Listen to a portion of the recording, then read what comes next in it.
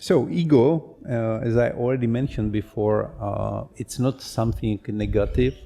It's according to Jung, is the center of our personality. Without ego, we wouldn't be able to think about ourselves.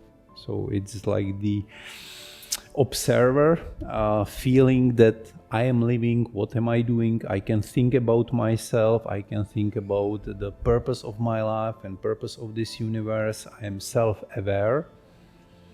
And higher the beings is said the higher consciousness they have.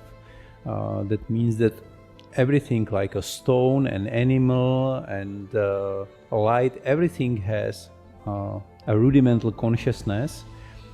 But we have this exceptional consciousness as a humans, and probably there are some another levels, layers, that there are some beings without physical form, that we are self-aware and we can experience ourselves and think about ourselves. So the ego is like that center of our personality. And bad is only in a way if you start to mistaken it for the center of your soul, the self with the big large S, how you say that, or selbst, in selbst as Jung call it, but with that big S, not the small, beginning as the capital letter, because the small is like the ego, but with the big S it's the soul, is the origin, the higher self. Through the life you are changing the weight and the center of your personality from the ego to the soul, or to the essence, to the selbst, from the small capital self to the big capital self.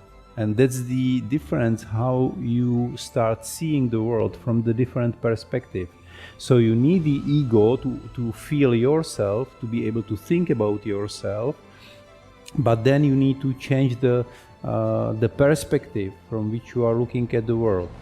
And the only way is to expand your consciousness and to bring all your complexes through the archetypal work and visions and meditation and self-inquiry to one personality, to wholeness. So that's the unity consciousness. Like, as you can regain this full scope 360 consciousness instead of this small slice that was conditioned by society. In yoga, Ahamkara is usually translated as ego. So in some sense, yes, it's probably the closest way to explain it, but Ahamkara means this self-awareness principle mainly, and also Ahamkara, it's from A to Z. That means like the whole alphabet, whole Sanskrit, so everything that is manifested in the world, from the energy through the particles to human body and the material world, everything that is manifested is Ahamkara. So our whole body and all the processes in the body is Ahamkara. But yeah, generally it means our ability to be self-aware, to be conscious. And this process of regaining 100% consciousness, or to get close to it, or at least to do a few percents more than we were starting with, is translated in every religion, every folk story, every fairy tale around the world, in all the traditions.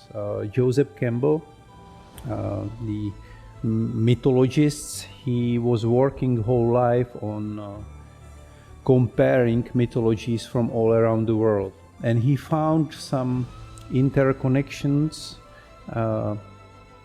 that are repeated, and it doesn't matter from which part of the world, and period of the history you take it, there are always repeating, and some of these stories there are here for thousands of years. Like we have a story of a Holy Grail that's from 12th or 13th century, but then you have stories about heroic journeys like Hanuman saving Sita from Sri Lanka, and that's another heroic journey. But if you translate it to our current situation, you can think about Matrix or Fellowship of the Ring, and all these stories, these are just modified hero's journey, as the Joseph Campbell called that. And we start our journey, everyone starts that journey when we are born. And you can look for the whole cycle of our life as a hero's journey. You start in that naive, connected state, everything is perfect, you are protected, and then you are becoming a little bit older, you start building your ego, your kids starts to fight against you, trying to find their voice and their path in the life. Then they have to separate themselves from the family to go into oneness, from the separate self, separate ego from the family, from society, starting fight against everyone. I am right, all my ancestors were wrong, my family is terrible, my father is stupid, I know better way. And then they go through the life, through the experiences, fighting the dragons and experiencing the life, and become wiser and wiser.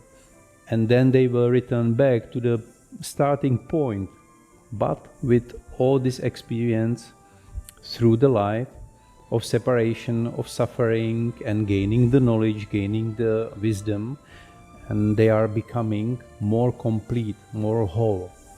And there are specific steps, specific parts of that journey that are repeated over and over.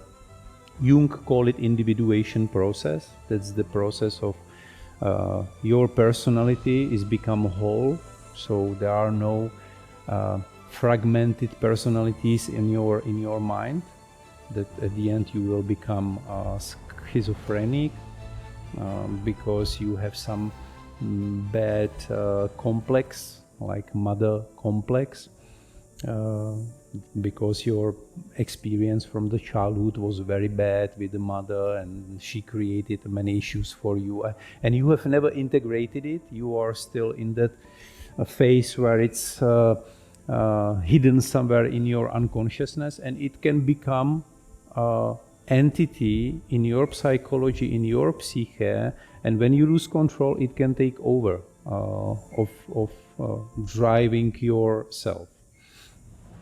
So this individuation process or hero's journey is to expand the consciousness. It's better through your work than to go through some ayahuasca or psilocybin or LSD. It will also expand your consciousness, or it will dissolve the border between conscious and unconscious, but usually it's not very helpful because it will not allow you to stay there in that state if you are not ready.